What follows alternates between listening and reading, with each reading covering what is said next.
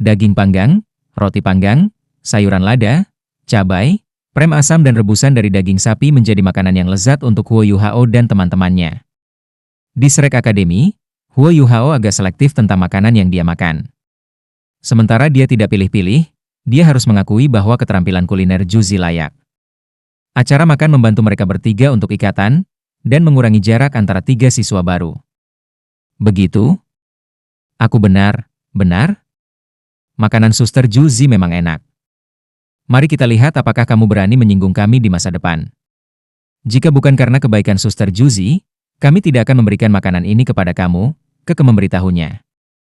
Huo Yuhao terkekeh dan berkata, Sister Keke, tolong jangan terus memikirkan kejadian itu hari itu. Mengapa kamu tidak membiarkan aku memasak makan malam saja, sebagai bentuk permintaan maaf kepada kamu dan Sister Juzi? Kamu bisa memasak? Juzi dan Keke bertanya bersamaan.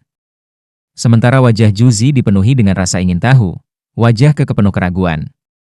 Huo Yuhao tersenyum dan berkata, setelah aku coba, kamu akan tahu.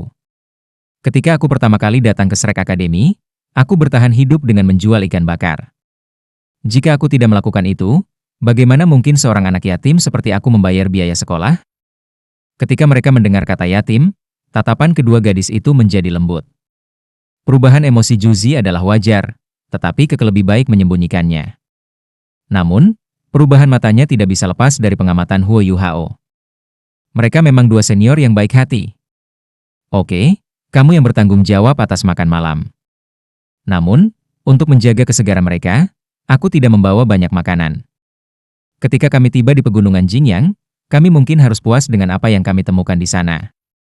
Mereka bertiga melanjutkan perjalanan mereka.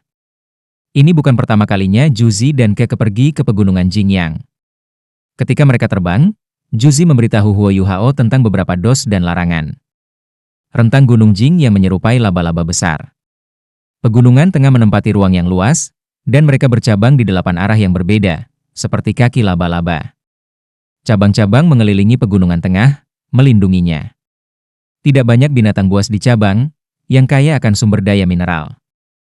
Namun, gunung-gunung di tengahnya penuh dengan binatang buas, dan banyak dari mereka yang kuat, terutama di sekitar puncak Jingyang.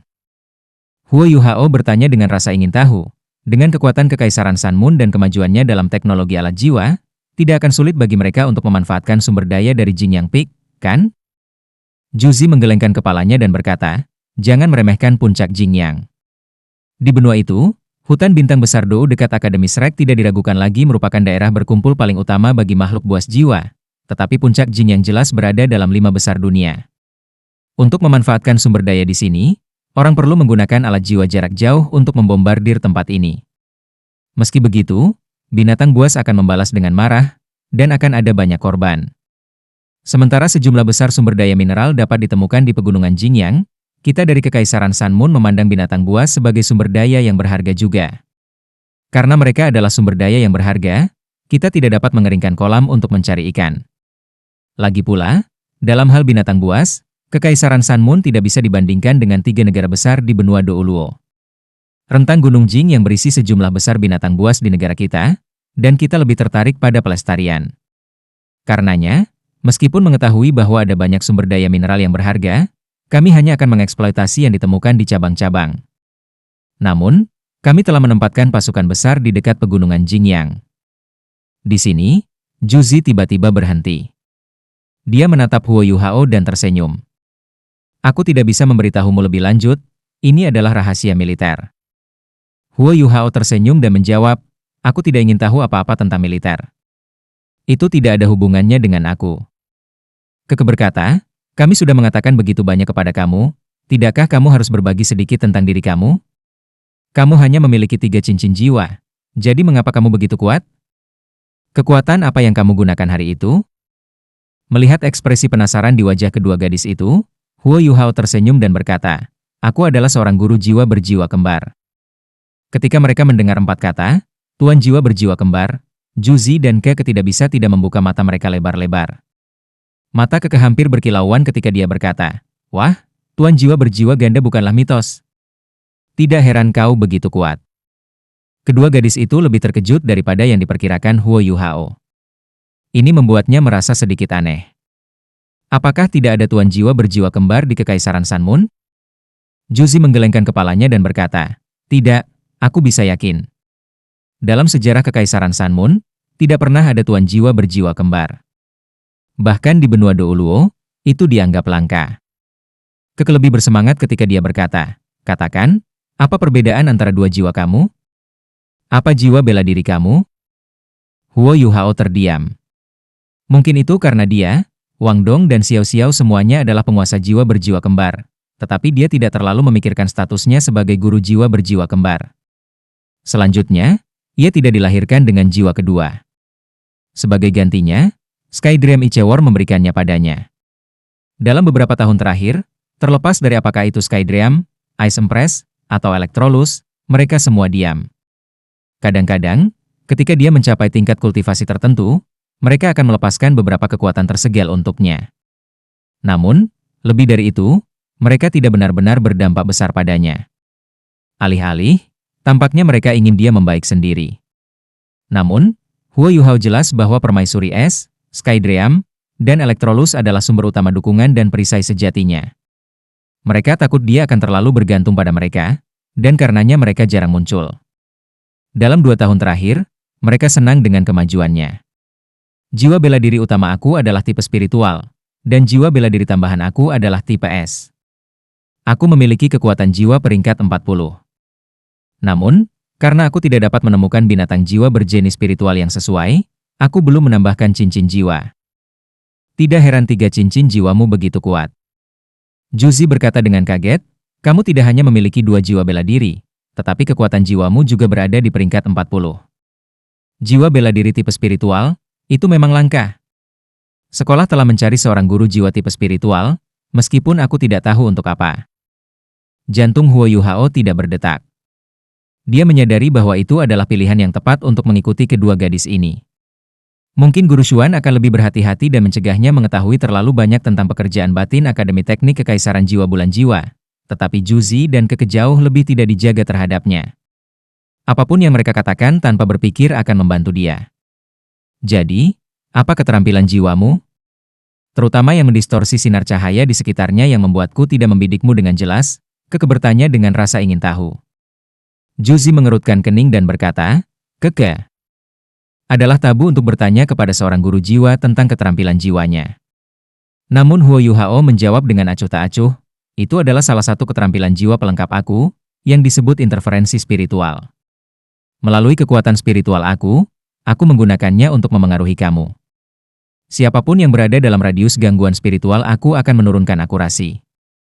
Hanya mereka yang kekuatan spiritualnya lebih tinggi dari milikku akan kurang terpengaruh. Keke menindaklanjuti dengan pertanyaan lain, jadi apa radius dari interferensi spiritual kamu? Huo Yuhao tersenyum dan tidak menjawab. Dia tidak bisa menjawabnya. Ini adalah rahasia sejatinya. Juzi menatap Keke, yang menjulurkan lidahnya dan berhenti bertanya. Jelas, dia tahu bahwa dia juga sudah berlebihan. Ketika langit barat berubah menjadi senja yang indah, mereka akhirnya mencapai tujuan mereka. Dari jauh di atas langit, orang bisa mengatakan bahwa pegunungan Jing yang menyerupai seekor laba-laba besar, atau gurita, yang terbentang di tanah, megah dan menakjubkan. Sementara mereka berdua mengumpulkan poin untuk binatang buas, Huo Yuhao merasakan bahwa itu berbeda dari Great Star Dough Forest. The Great Star Dough Forest sepertinya tidak ada habisnya. Namun, di sini orang bisa merasakan aroma mentah dan menakutkan. Dalam hal kedalaman, itu tidak bisa dibandingkan dengan hutan Great Star Dough. Namun, itu jelas lebih agresif. Kita akan beristirahat di dekatnya untuk malam itu, dan besok kita akan mencoba alat jiwa. Pada saat yang sama, kami akan mencoba keberuntungan kami dan melihat apakah kami dapat menemukan binatang jiwa yang cocok untuk kamu, kata Juzi. Mereka bertiga mendarat beberapa ratus kilometer jauhnya dari kaki pegunungan Jingyan. Mereka menemukan sebidang tanah yang ditinggikan dan memasang tenda di sana. Dengan alat jiwa tipe penyimpanan mereka dapat membawa barang yang cukup untuk mereka semua. 3 orang, 3 tenda. Dibantu oleh Huo Yuhao, mereka dapat dengan cepat mengatur tenda-tenda ini. Keke memandang Huo Yuhao, yang dengan tergesa-gesa mendirikan tendanya sendiri, dan berkata sambil tersenyum, aku ingat seseorang mengatakan bahwa ini waktunya pertunjukan malam ini. Jangan mengecewakan kami. Huo Yuhao terkekeh dan berkata, Tentu saja, biarkan aku bersiap. Harap tunggu sementara aku melihat apakah ada bahan yang cocok di dekatnya. Semakin segar, semakin baik.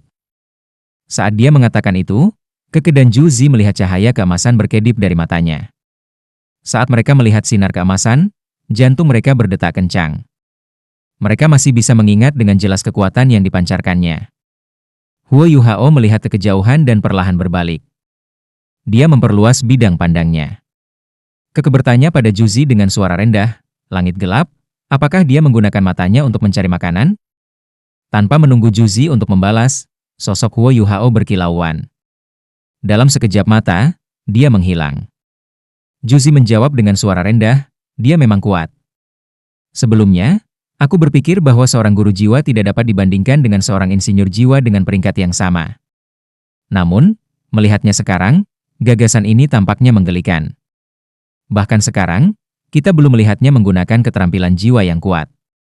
Dengan kecakapan bela dirinya sendiri, ia mampu membuat kita tidak berdaya. Aku berani mengatakan bahwa di alam liar, dan dengan jarak yang cukup, bahkan kita berempat tidak akan menjadi lawannya." Keke mengangguk dan berkata, "Interferensi spiritualnya menargetkan kami para insinyur jiwa pada khususnya. Aku hanya berharap jari-jarinya tidak terlalu lebar." Juzi tertawa dan berkata, "Dia bukan musuh kita yang sebenarnya. Lagi pula, dia hanyalah siswa pertukaran dari Shrek Academy. Siapa tahu, mungkin kita bisa belajar sesuatu darinya? Namun, apakah kita benar-benar akan memakan makanannya?" Keke terkikik dan berkata, "Bocah itu bersikeras memasak untuk kami meskipun telah mencicipi makanan kamu untuk makan siang, yang berarti bahwa ia harus relatif terampil, bukan? Jika kita tidak mencoba, bagaimana kita tahu? Siapa tahu, mungkin kamu bahkan akan menyadari tujuan kamu menemukan kekasih yang bisa memasak." Juzi batuk, dan wajahnya memerah. "Jangan mengutarakan omong kosong. Dia tidak setua itu. Jika kamu perhatikan dengan seksama kulitnya, kamu akan melihat bahwa meskipun ukuran tubuhnya, wajahnya masih lentur dan awet muda. Rambut-rambut lembut di sisi bibirnya baru saja mulai mengeras. Dia seharusnya berusia sekitar 15 atau 16 tahun, dan tentunya jauh lebih muda dari kita." Keke menatapnya dengan aneh dan berkata, "Wow, Sister Juzi, kamu memang jeli." Juzi berkata dengan tidak ramah, "Apa yang ada di kepalamu? Kenalilah dirimu dan kenali musuhmu, barulah kamu bisa menang." Saat mereka berbicara, Huo Yuhao kembali. Tangan kanannya tampaknya memegang sesuatu. Karena hari sudah gelap, mereka tidak bisa melihat apa itu. Kemudian, dia menyibukkan diri. Juzi dan Keke tidak memperhatikan binatang buas apa yang ditangkap Huo Yuhao. Ketika mereka memperhatikan, yang bisa mereka lihat hanyalah potongan daging. Setiap potongan daging telah diiris rata. Mereka seukuran telapak tangan, dan setebal 2 ibu jari. Tidak terlalu tebal, tidak terlalu kecil. Sudah waktunya untuk menyalakan api. Saat dia memikirkan api, menggigil hati Huo Yuhao. Dia tidak bisa membantu tetapi untuk melihat ke kejauhan. "Kakak, di mana kamu?" Saat dia memikirkan Emma Xiao Tao yang hilang, suasana hatinya memburuk. Namun, dia tidak menghentikan apa yang dia lakukan. Setelah beberapa saat, api menyala. Dia menoleh untuk melihat 2 gadis yang menatapnya dan berkata, "Ayo, senior, dan bersiaplah untuk pesta. Daging aku harus dimakan segera setelah siap untuk mempertahankan rasanya." Saat dia mengatakan itu, dia mengeluarkan 3 mangkuk kecil. Dia menambahkan sesuatu ke masing-masing mangkuk, yang tampak seperti saus coklat transparan. Kemudian, dia membagikan garpu kepada kedua gadis itu. Bakar dagingnya, lalu makan dengan saus. "Ayo mulai." Saat dia mengatakan itu, Huo Yuhao menggunakan garpunya untuk mengambil sepotong daging dari dahan. Pergelangan tangannya berputar, dan daging itu dimasak di atas api. Kemudian dia memutar tangannya lagi, dan daging itu mendarat di mangkuk Juzi. Di bawah cahaya dari api, wajah Juzi dan Keke merah. Mereka terlihat agak menggoda. Juzi memperhatikan tindakan Huo Yuhao. Dari tindakan terampilnya, jelas bahwa ini bukan daging panggang pertamanya. Dia melihat ke bawah dan memperhatikan bahwa daging mendesis masih agak merah muda. Itu tidak sepenuhnya matang. Makanlah selagi panas. Rasanya paling enak begini. Seperti yang dikatakan Huo Yuhao, sepotong daging kedua sudah siap. Itu jatuh ke mangkuk Keke. Juzi suka sekali makan. Ketika dia mendengar itu, dia tidak memikirkannya lebih jauh.